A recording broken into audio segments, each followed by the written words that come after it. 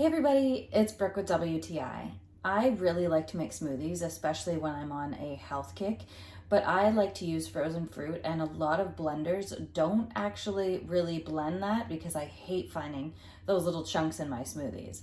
I got this 72 ounce Ninja blender, the 1000-watt base, and I have never had an issue making sure that my fruits were well blended. One thing I didn't even think of when I was getting this blender is that it's perfect for making recipes and things too. A lot of the things that I make for my son end up going in a blender to make it easier so I don't have to mix it. One of my favorite things to make in this is his muffins.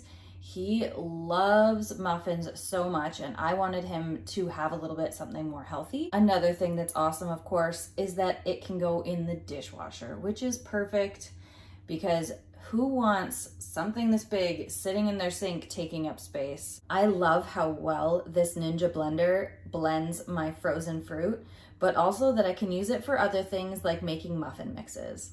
And that's my point of view.